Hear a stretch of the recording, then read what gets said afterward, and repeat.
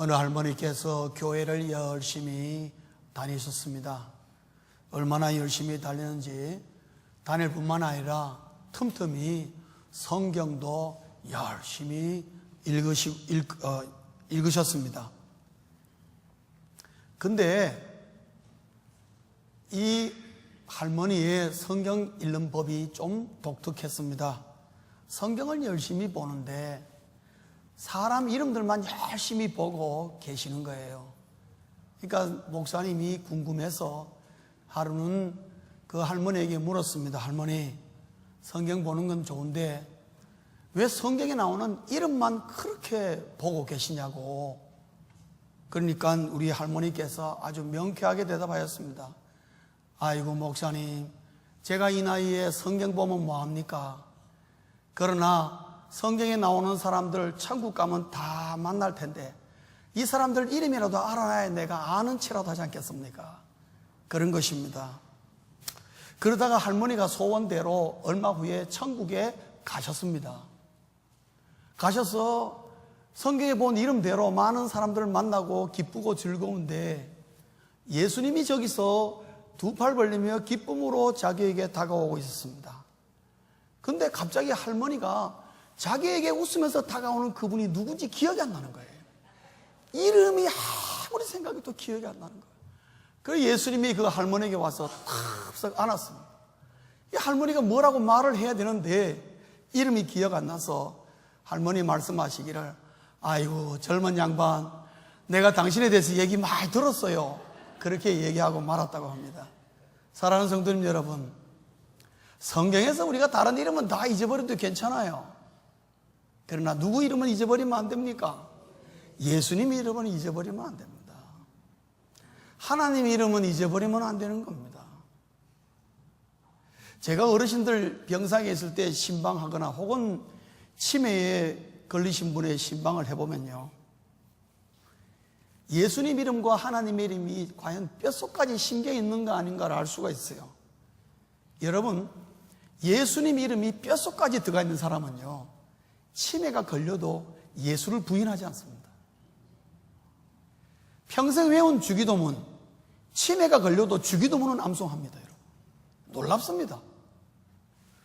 근데 뭐 잘 몰라. 그게 뭐냐면은 예수님 하나님 이름이 뼛속까지 안 들어갔다는 것을 말하고 있는 거죠. 그건 당신 자신도 몰라요. 제가 안 알고 있는 거죠. 성도님 여러분, 우리가 왜 예수님 하나님 이름을 절대적으로 우리가 기억해야 되느냐? 그 이유는 한 가지입니다. 오늘 본문을 보시면은 예수 그리스도로 말미암아 우리가 구원 얻을 뿐만 아니라 하나님이 나를 그분의 상속자로 삼으셨다는 사실입니다. 이 우주 만물을 창조하시고 이 세상에 없는 것도 있게 하시고 이 세상의 모든 것을 우리에게 주실 수 있는 그 여호와 하나님이 나 같은 자를 그분의 상속자로 주셨다는 사실이에요. 삼으셨다는 거예요. 그 말은 뭐냐면은 하나님의 모든 것을 나에게 주시겠다는 걸 말하는 거 아니겠습니까? 여러분, 우리가 무슨 자격이 있어 그런 건 아닙니다. 그러나 하나님이 우리를 상속자로 삼으신 이유는 우리를 아들과 딸로 하나님이 우리를 삼으셨기 때문에 그렇습니다. 하나님의 아들과 딸이라면 당연히 부모의 유산을 상속받는 것처럼 우리가 하나님의 상속자가 된다는 것이죠. 그런데 여러분, 오늘 바울이 말하는 그 상속자란 단어가 오늘 본문에 안 나옵니다. 그런데 여러분 보면은 그게 기업이라는 말이 나옵니다. 그 기업이라는 말이 원어적인 의미로는 뭐냐 하면은 inheritance, 상속자라는 뜻입니다. 컴퍼니라는 뜻이 아닙니다. 상속자라는 뜻입니다. 그 말은 무슨 말인가 하면은 그 사도 바울이 이 상속자, 기업이라는 말을 쓰는데 그 쓰는 어법이 수동태라는 거죠. 혹시 수동태가 뭔지 모르시는 분 있는데, 나는 상속자다, 그거는 능동적인 표현입니다. 나는 상속자다. 우리 아버지의 상속자다. 근데 수동적인 표현은 뭐냐? 내가 우리 아버지의 상속자가 되었다는 거죠. 이게 수동적인 표현입니다. 내가 되고 싶어 된 게 아니라 상속을 물려줄 분이 나를 상속자로 삼아주셨다, 그런 얘기입니다. 수동적인 표현이에요. 그런데 여러분 바울 서신을 보시면 이 상속적인 문제만큼은 바울이 항상 수동태를 씁니다. 왜 그럴까요? 내가 상속자가 하나님의 상속자가 되었다는 표현을 수동태로 표현하는 데는 두 가지 이유가 있습니다. 하나님이 나를 그분의 상속자로 삼으셨고 작정했다. 더 정확한 표현을 한다면 나를 상속자로 삼기로 하나님이 작정하셨다는 거예요. 그게 섭리고 계획입니다. 지난주에 말씀드렸습니다. 그 말 속에는 그렇게 수동태로 표현하는 이유가 두 가지 이유가 있는데, 첫째는 하나님이 상속자로 삼으시겠다고 결정하신 이후 그때부터 나를 상속자에 합당한 자로 키우신다는 뜻이에요. 그냥 너 상속자 됐으니까 이제 상속받아, 하나님이 그러시지 않고 상속자로 삼기에 너무나 부족하니까, 마치 어린아이와 같으니까, 여러분 아무리 아버지가 많은 것을 상속해 주려도 자기 자식이 어린아이면 바로 못 넘겨줍니다. 어떻게 해야 되죠? 그 아이가 언제까지 기다려야 돼요? 클 때까지 기다려야 돼요. 자각이 있을 때까지 기다려야 돼요. 그처럼 하나님이 나를 상속자로 삼았지만은 우리가 그걸 받을 만한 그 지각이 형성되어 있지 않아요. 그래서 하나님이 거기에 합당한 자로 우리를 키우신다는 거죠. 그래서 상속자에 합당한 자로 우리를 키우시는데, 키우기 위하여 하나님은 우리에게, 모든 그리스도인들에게 두 가지 훈련을 시킵니다. 그 첫째는 뭐냐 하면은 그리스도 안에서 살기라는 거예요. 그리스도 안에서 사는 훈련을 시킵니다. 어떻게 하면 그리스도 안에 살게 하느냐? 그래서 하나님은 많은 것을 동원합니다. 특별히 우리의 심령을 움직이는데 뭐냐면, 내가 예수를 믿고 나면요, 죄에 대해서 민감해져요. 이전에는 전혀 죄라고 생각 안 했는데 갑자기 그것이 내가 하면 안 된다는 생각이 드는 거예요. 누가 가르쳐주지 않아도 내 마음속에 그런 생각이 들어오는 것입니다. 왜 그러느냐? 하나님이 그런 마음을 나에게 불어넣어서 그런 거예요. 그리스도 안에 살게 하려고 훈련이 시작됐다는 것을 말하는 것입니다. 그래서 초신자들은 처음에 그런 문제 때문에 많이 괴로워합니다. 목사님, 제가 예수 믿기 힘드네요. 왜요? 옛날에는 몰랐는데 이거 해도 죄 같고 저거 해도 죄 같고 아주 마음에 걸려서 못 살겠다고, 그런 말씀을. 그게 정상적인 것입니다. 정상적인. 그래서 죄가 죄인 줄을 깨닫게 되고, 그리고 이 죄를 해결하기 위해서는 예수 그리스도의 이름으로 내가 회개를 해야 된다는 것도 알게 되는 거죠. 그래서 내가 범죄했을 때는 가만히 있는 것이 아니라 무엇을 어떻게 해야 된다는 것을 알게 됩니다. 그래서 점점 자기 삶이 시편 1편 1절에 있는 것과 말씀으로 점점 다가가게 된다는 거죠. 자기도 모르게. 여러분, 시편 1편 1절 우리 다 같이 한번 스크린을 보면서 합독하시겠습니다. 시작. 복 있는 사람은 악인들의 꾀를 따르지 아니하며 죄인들의 길에 서지 아니하며 오만한 자들의 자리에 앉지 아니하고, 그렇게 사시기를 주의 이름으로 축원합니다. 누가 저렇게 되느냐? 예수 믿는 사람들이. 특별히 하나님께서 그리스도 안에 살게 하려고 훈련받는 사람들이 저렇게 된다 이거죠. 복 있는 사람이라는 속에 자기 이름을 한번 넣어보세요. 자기 이름을 넣어서 우리 한번 읽어볼까요? 내가 과연 지금 저러나 안 하나, 나 자신을 성격보면서 한번 읽어보겠습니다. 복 있는 사람 빼고 자기 이름을 집어넣어서 한번 우리가 함께 합독하시겠습니다. 시작. 다시. 그렇게 소리가 작아서 왜 그 자신이 없습니까? 여러분, 산수갑산을 가더라도 일단 크게 하고 보자, 그거 아니겠습니까? 다시 한번 자기 이름을 넣어서 큰 소리를 읽습니다. 시작.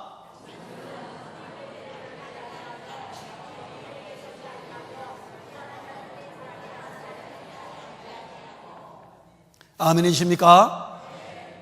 하나님이 우리를 그리스도 안에 살게 하기 훈련받기 시작하면 결국 어디로 가느냐? 저런 모습으로 다가간다 이 말씀입니다.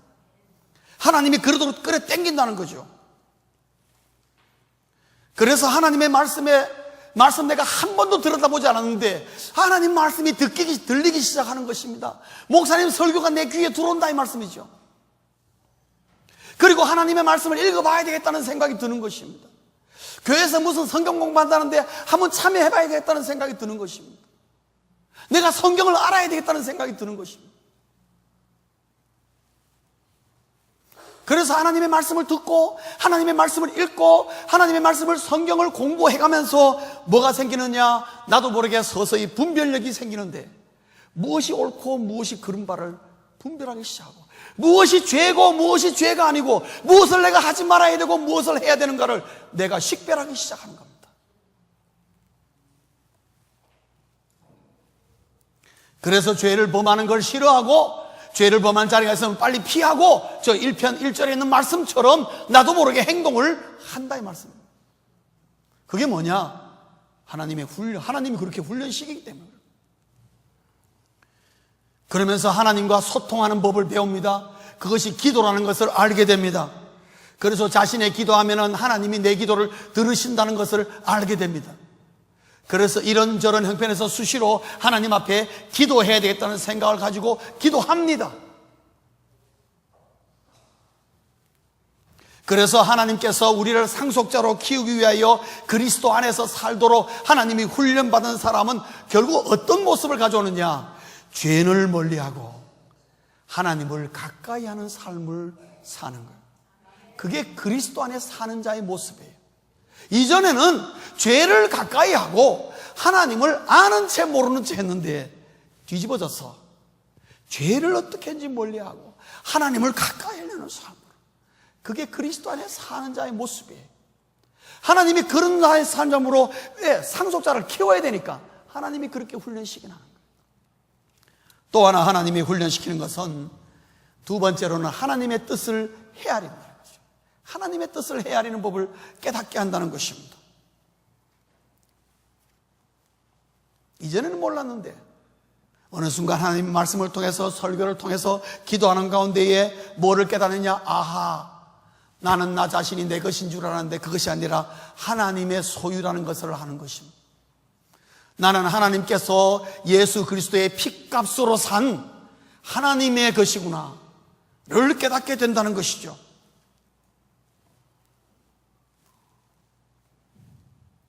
그래서 이제는 무엇을 하든지 지금까지는 내 마음대로 했는데 이제는 내 마음대로 하면 안 되겠구나. 뭔가 하나님에게 내가 물어봐야 되겠구나. 그래서 물어보는 것입니다. 하나님, 내가 이런 경우에 무엇을 어떻게 하면 좋겠습니까? 라고 물어보는 거예요. 그게 뭐예요? 하나님의 뜻이 무엇인가를 헤아릴 줄 아는 자가 취하는 태도인 것입니다. 매일 아침마다 하나님이 나를 향한 섭리와 계획이 있다는 걸 깨닫고 아침마다 눈을 떠서 하루를 시작하기 전에 경건함의 말씀을 읽고 기도하면서 하나님께 묻는 것입니다. 오늘 하루 하나님의 뜻이 저를 통해서 어떻게 이루어지기를 원하시는지, 오늘 내가 어떤 사람을 만나고 내가 오늘 어떤 일을 해야 되는지, 일을 이렇게 하게 하는 하나님의 뜻이 어디 있는지, 내가 왜 오늘 이 사람을 만나야만 하는지, 만나는 하나님의 이유가 무엇인지를 묻기 시작하는 것입니다. 그러면서 점점 하나님의 뜻을 어느 순간부터 말씀과 기도를 통해서 간파하기 시작한 겁니다. 아하, 하나님이 내 왜 그 사람을 만나게 했는지 몰랐는데 만나고 보니까 하나님이 그분에게 그런 뜻이 있구나. 나에게 뭔가 주실 메시지가 있었구나. 왜 저렇게 힘든 일 나도 하기 싫은데 하나님이 저 힘든 일을 나에게 하도록 왜 밀어붙이나? 해보니까 하나님이 나에게 이렇게 하기 위하여 하나님이 어떤 뜻이 있어서 나를 저렇게 저 일을 감당하도록 했구나 라는 것을 깨닫기 시작하는 것입니다. 사랑하는 성도님 여러분, 예수 믿는 그리스도인들에게 지난주에 제가 말씀드렸습니다. 하나님의 계획과 섭리는 우리 한 사람 한 사람에게 매일매일 하나님의 섭리와 계획이 있다고. 그러므로 우리는 아침마다 그것을 물어볼 수 있는 것입니다. 하나님 오늘 어떻게 할까요? 하나님 오늘 직장에서 제가 떨어졌는데 하나님 새 직장 어디 가면 새 직장 없겠습니까? 물어보는 거예요. 하나님 요즘 사업이 너무너무 안 되는데 하나님 저희 가게만 하나님 잘 될 수 있도록 뭐 어떻게 하나님 좀 안 되겠습니까? 하나님에게 아주 솔직하게. 왜 오늘 저런 사람을 제가 만나게 해가지고 이렇게 골탕 먹게 하는지 하나님 왜 그랬었습니까? 물어볼 줄 알아야 돼요. 그게 뭡니까? 하나님의 뜻을 헤아리는 성도의 태도입니다. 하나님이 그런 질문과 그런 기도와 그런 말씀을 통해서 하나님에게 내뱉을 때 그것이 나는 어떨 때는 투정처럼 나올 줄 알아도 그걸 듣는 하나님은 굉장히 기뻐하는 겁니다. 네가 드디어 내가 너에게 뭘 원하는지를 드디어 네가 알기 시작하는구나. 그런 사람이 하나님의 뜻을 깨닫습니다. 사랑하는 성도님 여러분, 내 삶 속에서 하나님의 뜻이 이루어지는 것을 날마다 경험하시길 주의 이름으로 축원합니다. 하나님이 그 훈련을 우리에게 시킵니다. 왜요? 하나님의 상속을 받으려면 누구의 의중을 잘 알아야 됩니까? 아버지의 의중을 잘 알아야지요. 그렇기 때문에 하나님의 뜻을 헤아리도록 어떻게든지 훈련을 시키려고 하는 것입니다. 그래서 하나님은 지금도 나를 위하여 모든 것을 동원하고 계시다는 사실이에요. 여러분이 기억하실 것은요, 그럼에도 불구하고 우리는 수많은 실수와 실패를 거듭한다는 겁니다. 우리가 그리스도 안에 살기에 하나님이 그렇게 땡겨서 훈련시키고 또 하나님의 뜻을 헤아리도록 이런저런 일들을 많이 벌리며 하나님이 끌어감에도 불구하고 우리는 그것을 미처 깨닫지 못하고 수많은 실수와 실패를 반복하는 경우가 너무 많습니다. 성도님 여러분, 그럼에도 불구하고 하나님은 우리를 포기하지 않고 우리로 하여금 상속자 너 그렇게 하나님 너 정말 마음에 안 들어. 오늘부터 너 상속자 안 할 거야. 너 이제 지워. 하나님이 결코 그렇게 말씀하지 않는다는 거예요. 내가 실수와 실패를 거듭한다 하더라도 하나님은 지속적으로 우리를 계속해서 끌고 가시는 것입니다. 언제까지요? 될 때까지 하나님이 끌고 가시는 것입니다. 그럼 우리는 어떻게 해야 되겠어요? 실패와 실수하지만 그래도 또 하나님 앞에서 아이고 하나님 잘못했습니다. 뻔히 아는 건데 내가 또 당했네. 훌훌 털고 또 일어나서 걸어가기를 원하시는 것입니다. 엎어졌다고 하나님이 가만히 있던 걸 하나님 기뻐하지 않습니다. 살다가 보면 우리가 넘어질 때가 있죠. 엎어질 때가 있죠. 마음이 상함으로 말미암아 정말 뒤로 넘어질 때가 있죠. 그러나 하나님은 그 상태에 있는 거 하나님 원하지 않았어요. 그래 다시 일어나. 또 걸어가. 걱정하지 마. 너는 나의 상속자야. 걱정하지 마. 앞으로 나가. 하나님은 그럴 것입니다. 사랑하는 성도님 여러분, 우리에게 제일 무서운 건 뭐냐면요, 내 신앙이 성장하지 않는 것입니다.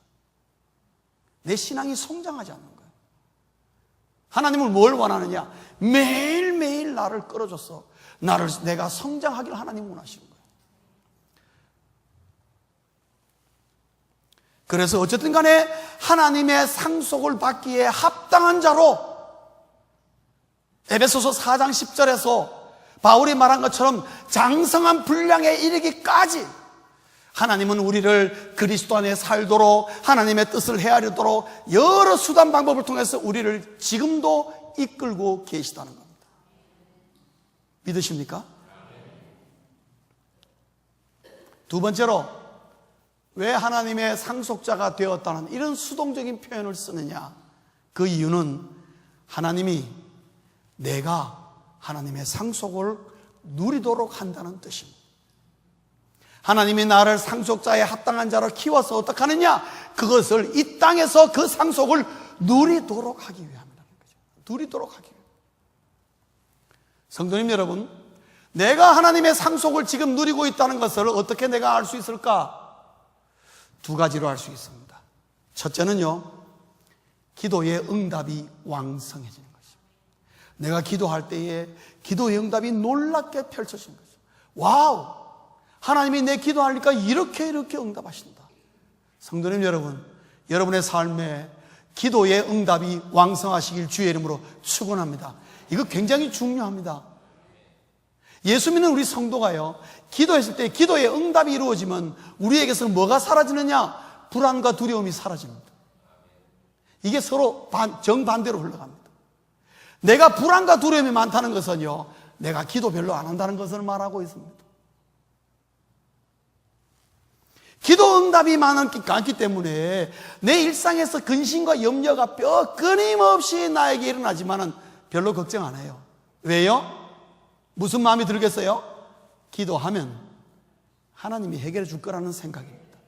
그 생각과 그 믿음이 얼마나 중요한지 몰라요. 그 사람은, 그런 생각을 가진 사람은 이미 하나님의 상속을 지금 내가 누리고 있는 거예요.